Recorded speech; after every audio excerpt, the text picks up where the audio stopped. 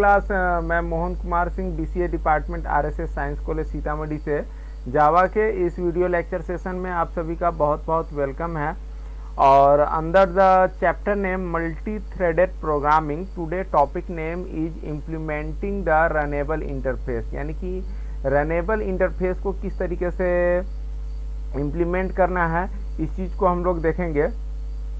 और runnable interface को हम लोग क्यों इम्प्लीमेंट करेंगे, तो इस चीज़ को मैं डिस्कस कर दूँ। ज़रा सा आपको मैं रिकॉल करा दूँ कि मल्टी थ्रेडेड प्रोग्रामिंग के स्टार्टिंग में ही जब हम लोगों ने थ्रेड्स को पढ़ना शुरुआत किया था, स्टार्ट किया था कि how can we create a thread, तो there are two ways to create a thread. Thread को क्रिएट करने के दो वे थे हमारे पास। एक था कि extend A class with thread class, यानी कि किसी क्लास को थ्रेड क्लास से इनहेरिट करा दीजिए। यानी थ्रेड हमारा नाम का एक प्री डिफाइंड क्लास होता है जावा में, और उससे हम लोग जब इनहेरिट कराते हैं, इनहेरिट कराने के लिए, क्लास से इनहेरिट कराने के लिए एक्सटेंड्स कीवर्ड का हम लोग यूज करते हैं, और इस तरीके से वो क्लास हमारा थ्रेड क्लास हो जाता था। दूसरा मेथड जो था हमारा वो था इम्प्लीमेंटिंग द रनेबल इंटरफेस। यानी कि देखिए, इम्प्लीमेंटिंग करने का मतलब इंटरफेस, एक बार मैं वापस से रिकॉल करा दूं, इंटरफेस किसको कहते हैं, तो वैसा क्लास जिसके पास कम से कम जो है एक जो है हमारा वो एक ऐसा मेथड होना चाहिए उस क्लास के पास जिसके पास केवल डिक्लेरेशन हो, यानी कि डिफिनेशन ना हो, उसके पास बॉडी ना हो।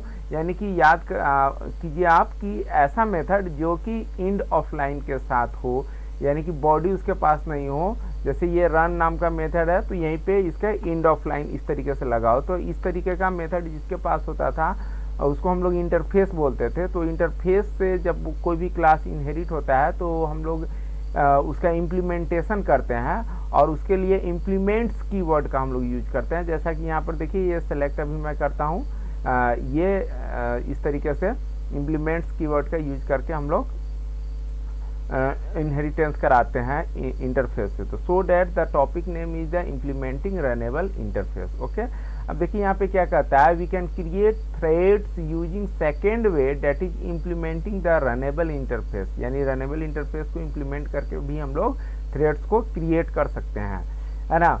देखिए क्या कहता है, the runnable interface declares the run method. यानी कि यहाँ पे भी रनेबल इंटरफेस में भी रन मेथड है ना, जो कि उसमें डिक्लेयर होता है।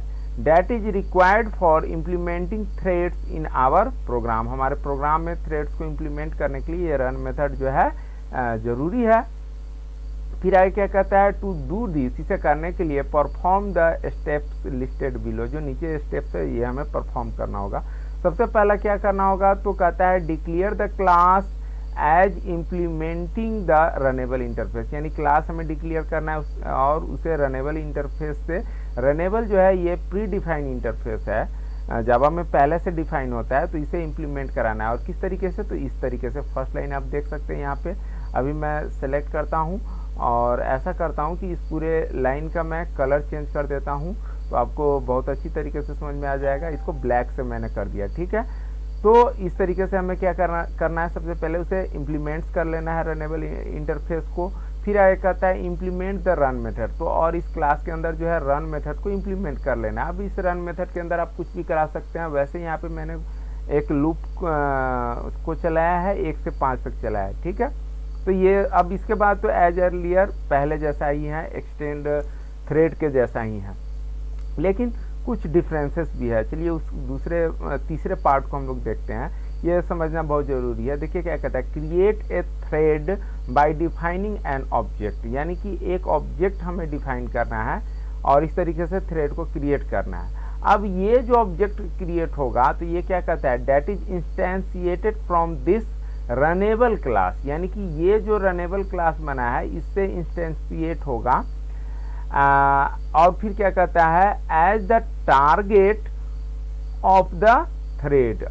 Target of the thread, the target of the thread का मतलब कि यहाँ पे जो ये थ्रेड लिखा हुआ है, ये थ्रेड हमारा क्लास है जो पहले जिससे हम लोग एक्सटेंड करते थे, उसी थ्रेड क्लास की बात करते हैं। तो इसको एज ए टारगेट के रूप में हमें इस क्लास का ऑब्जेक्ट को इस क्लास को देना है, थ्रेड क्लास को देना है। तो कैसे देना है हम लोग प्रोग्राम के जरिए देखेंगे इसको। और फिर आगे कहता है call the threads start method to run the thread के स्टार्ट मेथड्स को। तो उस प्रीवियस वे में भी जो हमारा फर्स्ट वे था उसमें भी हम लोग स्टार्ट मेथड को कॉल करते थे। अब नीचे ये प्रोग्राम जो दिया गया है इसके बारे में कुछ ऑब्जर्वेशन है, तो इस ऑब्जर्वेशन पे हम बाद में आएंगे। और ये जो देख रहे हैं ये जो बोल्ड लाइन है इसका भी डिस्कशन हम लोग बाद में करेंगे। सबसे पहले हम लोग प्रोग्राम को देख लेते हैं, ठीक है। तो प्रोग्राम को ये तो मैं अभी इस बात को हम लोगों ने देखा है कि कैसे इम्प्लीमेंट करना है। उसके बाद ये रन मेथड है हमारा, जिससे हम लोग पहले से परिचित है, प्रीवियस वीडियो में देख चुके हैं। इसके अंदर लूप चल रहा है 1 से 5 तक के लिए, और जैसे ही लूप इंड होता है तो यहाँ पे हम लोग लिख रहे हैं इंड ऑफ थ्रेड ए। यही काम जो है क्लास बी के साथ भी हो रहा है, और क्लास बी भी यहाँ पर एज ए थ्रेड क्लास जो है वर्क कर रहा है। अब चलते हैं हम लोग मेन में। तो मेन में देखिए क्या हो रहा है कि ए क्लास और जो बी क्लास दो क्लास है हमारा, तो दोनों क्लास का हम लोग ऑब्जेक्ट इंस्टेंटिएट कर लेते हैं, थ्रेड ए और थ्रेड बी। तो जब थ्रेड से एक्सटेंड करते थे तो ऑलरेडी वो थ्रेड क्लास होता था, तो हम लोग यहाँ पे क्या कर देते थे, thread A dot start thread B dot start. लेकिन यहाँ पे ऐसा नहीं करना है, यानी कि जो ये तीसरा पॉइंट है, ये बात यहाँ पे अब आता है। तो इसे कैसे करना है, तो देखिए अब जो ये थ्रेड का A1 नाम का हम ऑब्जेक्ट बनाए हैं, तो ये थ्रेड क्या है, तो ये प्री डिफाइन हमारा क्लास है। यानी कि जो प्रीवियस वीडियोज में जो फर्स्ट वे था जिसमें हम थ्रेड क्लास से एक्सटेंड्स करते थे, उसी क्लास का A1 नाम का हम यहाँ पे एक ऑब्जेक्ट इंस्टेंशिएट करते हैं। और इसको इस क्लास को हम लोग क्या कर देते हैं कि थ्रेड ए जो है हमारा जो कि इंटरफेस से इंप्लीमेंट हुआ है, वो एज ए हम लोग आर्गुमेंट पास करा देते हैं।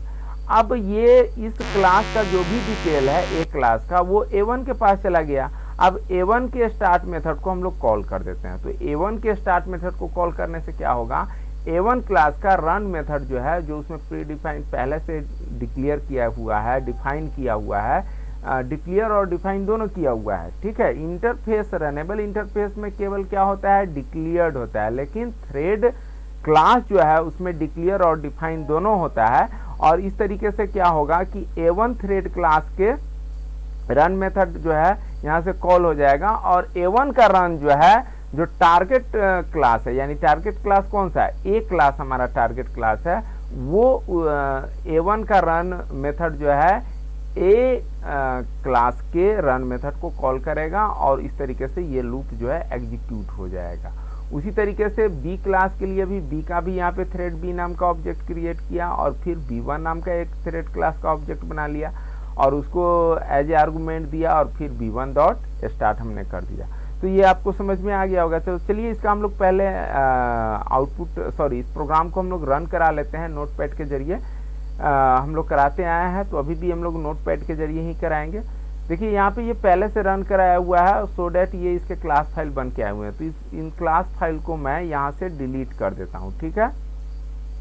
यहाँ से डिलीट कर दिया। अब ये हमारा प्रोग्राम है, सेम प्रोग्राम है जो हम लोगों ने देखा, वही प्रोग्राम है। देखिए क्लास ए इम्प्लीमेंट्स रनेबल, इसके अंदर भी लूप चल रहा है, क्लास बी के अंदर भी लूप चल रहा है, और यहाँ पर देख लीजिए वही स्टेटमेंट लिखा हुआ है। एक क्लास ए का थ्रेड ए नाम का ऑब्जेक्ट बनाया, बी का थ्रेड बी नाम का बनाया, और दोनों जो है A1 और B1 जो थ्रेड का हमने ऑब्जेक्ट बनाया है उसमें एज ए आर्गूमेंट भेजा है, ठीक है। तो इसको हम लोग रन कराने के लिए कहाँ चले, तो हम लोग चलते हैं कमांड प्रॉम्प्ट में। कमांड प्रॉम्प्ट में हम लोग आ गए। कमांड प्रॉम्प्ट में आने के बाद हमें कहाँ जाना होगा, तो जी ड्राइव में जाना होगा। एक सेकेंड, हाँ, तो जी ड्राइव में हम लोग चले हैं। जी ड्राइव में मेरे प्रोग्राम का नाम क्या है, तो देखिए यहाँ पे रनेबल मेन और डॉट जावा एक्सटेंशन के साथ। तो यहाँ पर कंपाइलर का नाम जावा सी, और क्या लिखना है हमें, RUNNABLE runnable underscore main dot जावा। तो इसको मैं रन कराने से पहले, कंपाइल कराने से पहले, ये जावा सी कंपाइलर नेम है, यहाँ पे मैं ला दिया। ये हमारा लोकेशन है जहाँ पे प्रोग्राम हमारा सेव है, फाइल नोटपैड का फाइल सेव है। तो इसे कंपाइल कराने पे यहाँ पे क्लास फाइल बन के आना चाहिए। चलिए हम कंपाइल कराते हैं, देखते हैं क्या होता है। प्रोग्राम हमारा कंपाइलेशन में इंटर कर चुका है और इस तरीके से देखिए कंप्लीटली कंपाइल कर गया, there is no error program में, और ये क्लास फाइल बन के आ गया। अब इसे हमें रन कराना है, तो रन कराने के लिए डॉट जावा एक्सटेंशन नहीं लगाना है, हम लोग पहले से जानते हैं, और जावा सी के बदले केवल जावा, और Java is the interpreter name. अब इसको हम लोग रन कराते हैं, तो देखिए थ्रेड जो है फ्रॉम थ्रेड ए जो है लूप चला, थ्रेड ए से थ्रेड ए इंड हुआ, फिर थ्रेड बी में इंटर किया, बी का भी लूप चला, और फिर थ्रेड बी भी यहाँ पे इंड हो गया है। ठीक है, तो प्रोग्राम को हम लोगों ने रन करा कर देख लिया। अब वापस आ जाते हैं हम अपने यहाँ पे MS वर्ड पे आ जाते हैं। तो यहाँ पर आने के बाद सबसे पहले बात ये आती है कि प्रोग्राम आप नोट डाउन करना चाहते हैं, तो अभी यहाँ से स्क्रीन को होल्ड करके प्रोग्राम को नोट डाउन कर सकते हैं, और इस तरीके से फिर मैं नीचे कर देता हूँ, और यहाँ से ये मेन वाला पोर्शन जो है मेन मेथड का, तो ये भी आप नोट डाउन कर सकते हैं। अब इसका जो ऑब्जर्वेशन है उसको हम लोग रीड करते हैं। तो देखिए क्या कहता है, the program illustrated below implements the above steps, यानी जो ऊपर के स्टेप्स दिए गए हैं उसको इम्प्लीमेंट किया जा रहा है यहाँ पे टू क्रिएट थ्रेड को क्रिएट करने के लिए। अब देखिए क्या कहता है, इन मेन मेथड, यानी कि मेन मेथड में जो नीचे हम लोगों ने देखा, we first create an instance of a and b, a और बी का हम लोगों ने क्या किया है, इंस्टेंस यहाँ पे क्रिएट किया है दोनों ही क्लास का। फिर क्या कर रहे हैं हम लोग, then pass the each instance, प्रत्येक इंस्टेंस को हम लोग पास करा रहे हैं as initial value of the object A1 and B1, object A1 और B1 में एज ए इनिशियल वैल्यू हम लोग पास करा रहे हैं। और A1 और B1 क्या है, तो कहता है an object of thread class. तो थ्रेड क्लास क्या है, ये प्री डिफाइंड क्लास है, इसका ऑब्जेक्ट है, उसको पास कराया। फिर आगे क्या कहता है, when ever the new thread A1 and B1 startup, यानी कि A1 और B1 जो यहाँ से स्टार्ट होता है, A1 थ्रेड स्टार्ट हुआ, B1 थ्रेड स्टार्ट हुआ, तो दोनों ही थ्रेड जैसे ही स्टार्ट होगा, कहता है कि start up its run method, यानी कि A1 और B1 का run method calls the run method of target object supplied to it, यानी कि वो ऑब्जेक्ट, उस क्लास का ऑब्जेक्ट जो इसे सप्लाई हुआ है वही हमारा टारगेट ऑब्जेक्ट है, और उसके रन मेथड को A1 और B1 का रन मेथड क्या करता है, तो कॉल करता है। ठीक है, अब यहाँ पे जो ये 3 लाइनें हैं, देखिए एक लाइन तो ये है, दूसरा लाइन ये है, और तीसरा लाइन ये है।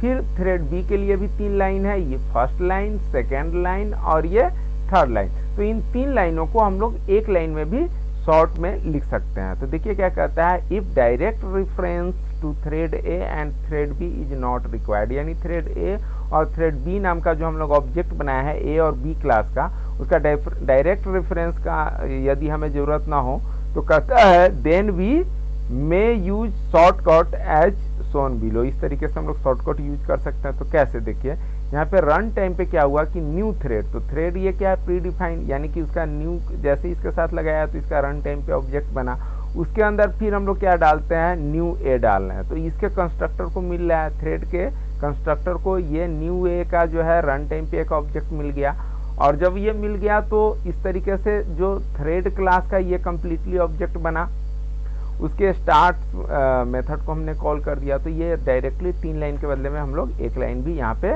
1 लाइन में उस स्टेटमेंट 3 लाइन स्टेटमेंट्स को हम लोग लिख सकते हैं। ठीक है, तो मैं उम्मीद करता हूँ कि इसके साथ जो है रनेबल इंटरफेस को कैसे इम्प्लीमेंट करना है आप बहुत अच्छी तरीके से समझ गए होइएगा। इसी के साथ मैं अपना वीडियो यहीं पे एंड करता हूँ। आपने मेरा वीडियो देखा इसके लिए बहुत बहुत धन्यवाद।